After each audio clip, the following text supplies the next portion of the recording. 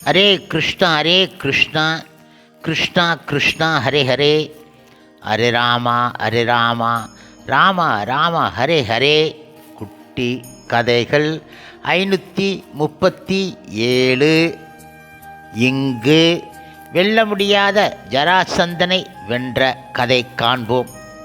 முன்பு ஒரு சமயம் ராஜசூய யக்கியம் நடத்துவதுதான் பொருத்தம் என வேந்தனாகிய யுதிஷ்டர் இடம் நாரதர் தெரிவித்தார்.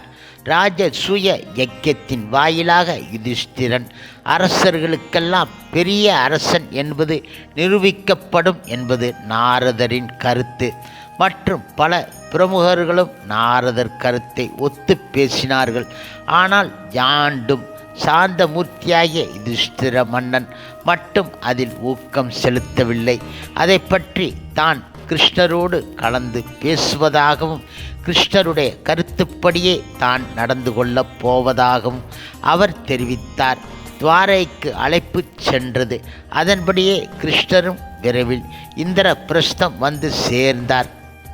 முழுமுதற் கடவுள் மற்றும் பரம புருஷ பகவான் ஸ்ரீ கிருஷ்ணரின் தூய பக்தர்களான பாண்டவர்களுக்கு யாண்டும் உதவியாக இருந்த பகவான் கிருஷ்ணர் இடம் ராஜசூய யக்கியத்தை பற்றிய நினைப்பு தெரிவிக்கப்பட்டது. அது விஷயத்தில் கிருஷ்ணர் கருத்தை செலுத்தினார். போட்டி ஏதும் இல்லாது பார் ஆளும் வேந்தர்கள் அனைவரும் ஒத்துக்கொண்டால்தான் ராஜசூயம் சாத்தியமாகும் என அவர் எடுத்து உரைத்தார். பின்பு மகத நாட்டு மன்னனாகிய ஜராசந்தன் நமக்கு எதிரி. யுதிஷ்டிரனை சக்கரவர்த்தியாக அவன் அங்கீகரிக்க மாட்டான். விருஷ்ணியர்களுக்கு தொல்லை கொடுப்பதே அவனுடைய போக்கு. அவனுடைய உபத்திரவத்துக்கு அஞ்சி விருஷ்ணியர்கள் மதுராபுரியை காலி செய்துவிட்டு துவாரகையில் குடியேறி இருக்கிறார்கள். 86 அரசர்களை அவன் சிறையில் வைத்து இருக்கிறான். இன்னும் 14 பேரை பிடிப்பது அவனுடைய திட்டமாகும். பிறகு ஒரு குறிப்பிட்ட தேவதைக்கு அரசர்கள் 100 பேரை பலி கொடுப்பது அவனுடைய கொடுங்கோல் ஆட்சிக்கு அறிகுறியாகும். அத்தகைய கொடூர மன்னனை வென்றால் ஒழிய ராஜசூய யாகம் நிறைவேறாது என்றார் அவர். சக்கரவர்த்தியாக இருந்து ஏகாதிபத்தியம் செலுத்துவதில் தனக்கு சிறிதேனும் எண்ணம் இல்லையென தன்னுடைய நோக்கத்தை யுதிஷ்டிரன் உள்ளபடி கூறினான்.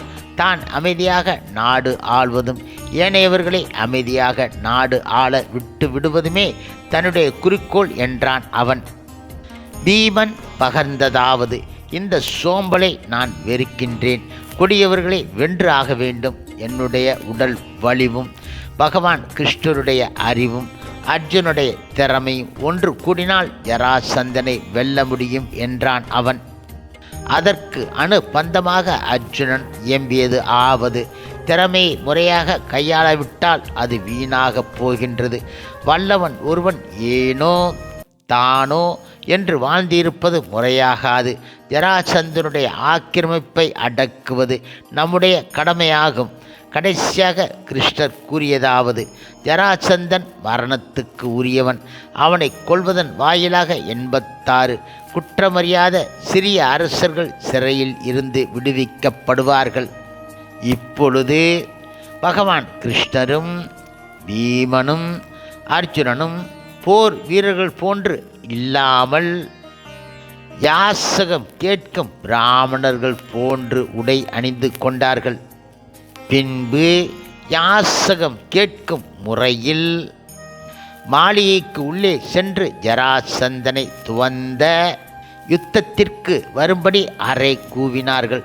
அவனோ பகவான் கிருஷ்ணரையும் அர்ஜுனனையும் தொத்தல்கள் என ஒதுக்கிவிட்டு பீமனோடு போர் புரிய துணிந்தான்.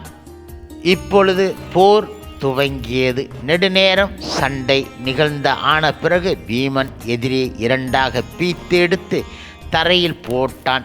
என்ன விபரீதம்! 2 பகுதிகளும் ஒட்டி கொண்டன. ஜராசந்தன் உயிர் பெற்று எழுந்து புதியதாக துவந்த யுத்தத்தை துவங்கினான். அது நிகழ்ந்து கொண்டு இருந்தபோது கிருஷ்ணர் வைக்கோல் ஒன்றை எடுத்து அதை 2ஆக கிழித்து தரையிலே அதனுடைய அடியையும் முடியையும் மாற்றி போட்டான். அதை பார்த்த பீமனுக்கு விஷயம் விளங்கிற்று. அவன் ஜராசந்தனை மீண்டும் இரண்டாக பீத்து எடுத்து ஒரு கால் இருந்த இடத்தில் தலையை போட்டான். அத்தோடு ஜராசந்தன் ஒளிந்தான், அதாவது இறந்து போனான். சிறை கிடந்த ராஜகுமாரர்களுக்கு விடுதலை கிடைத்துவிட்டது. அவர்களும் பெருமகிழ்ச்சி எய்தினார்கள். ஜராசந்தனுடைய மகன் மகத நாட்டு அரசனாக்கப்பட்டான். ஜராசந்தனுடைய ரதத்தில் ஊர்ந்து கொண்டு வெற்றி வீரர்கள் மூவரும் இந்திர பிரசத்துக்கு திரும்பினார்கள். யுதிஷ்டிரரும் அவர்களின் பராக்கிரமத்தை பெரிதும் பாராட்டினான்.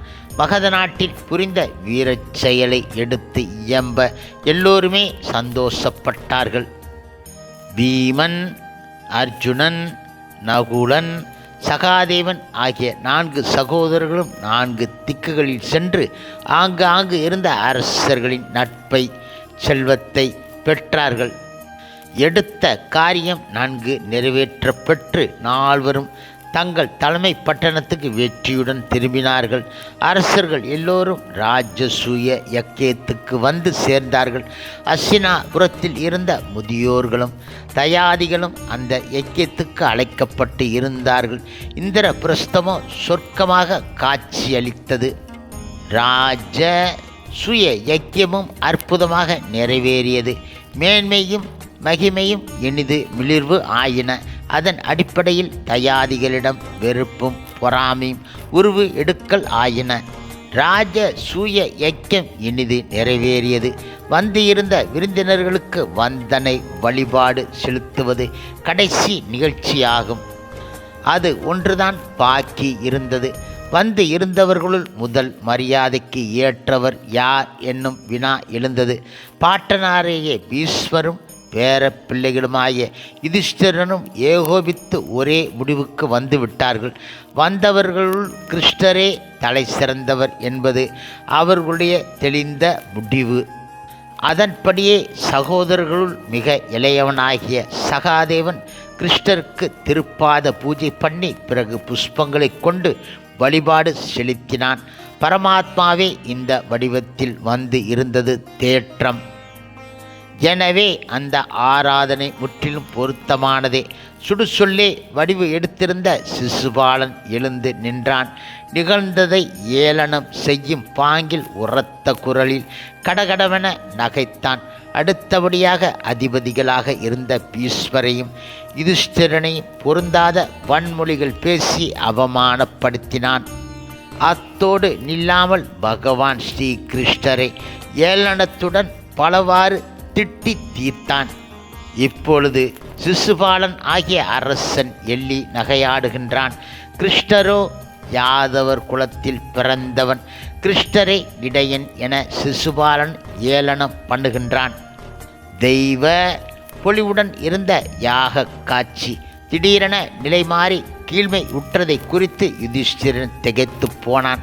பீமன் கோப ஆவேசத்துடன் குமுறிக்கொண்டு இருந்தான். சகாதேவனுடைய கண்கள் செக்கச்சவேலென நிறம் மாறிவிட்டன. அவர் பாங்குக்கேற்ப அவையில் அமர்ந்து இருப்பவர்கள் அனைவரும் வெவ்வேறு விதங்களில் மனம் குழம்பினார்கள். மற்றும் பீஷ்மர், கிருஷ்ணர் ஆகிய இருவர் மட்டுமே எந்த காரணத்தை முன்னிட்டும் மனம் குழம்பாத சாந்த மூர்த்திகளாக அமர்ந்து இருந்தார்கள். சிசுபாலன் சொல் மாறியே நிறுத்தினான். கிடையாது.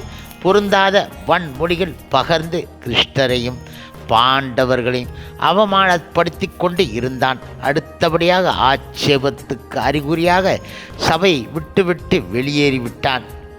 அவனுடைய போக்குக்கு உடந்தையாக இருந்த வேறு சில வேந்தர்களும் அவனோடு வெளியேறினார்கள். வெளியே நின்று கொண்டு சிசுபாலன் இந்த யாதவ பயலிடம் ஆண்மை சிறிதாவது இருக்குமாகில் அவன் என்னோடு சண்டைக்கு வரட்டும் என அறை கூவினான். பகவான் கிருஷ்ணர் எழுந்து நின்று சபையில் அமர்ந்திருந்த அரசர்களை பார்த்து இங்கனம் விஷயத்தை விளக்கினார். இந்த ராஜசூய யக்கியம் இனிது நிறைவேற வேண்டும் என நான் பெருமுயற்சி எடுத்து கொண்டேன். ஆனால் இந்த சிசுபாலனோ இதனை பாழ்படுத்த தீர்மானித்து இருக்கின்றான்.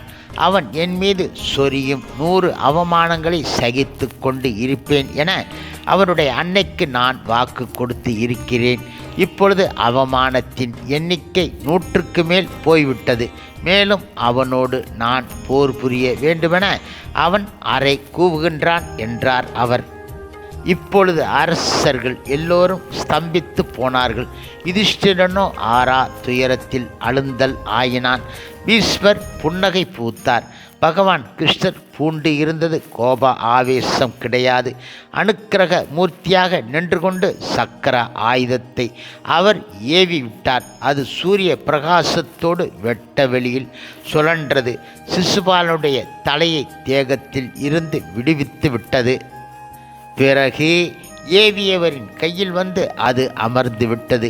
வீழ்ந்தவனுடைய மேனியில் இருந்து பிரபை ஒன்று கிளம்பி பகவான் கிருஷ்ணருடைய திருப்பாத கமலங்களில் வந்து ஒடுங்கிவிட்டது. இந்த சிசுபாலன் வேறு யாரும் கிடையாது.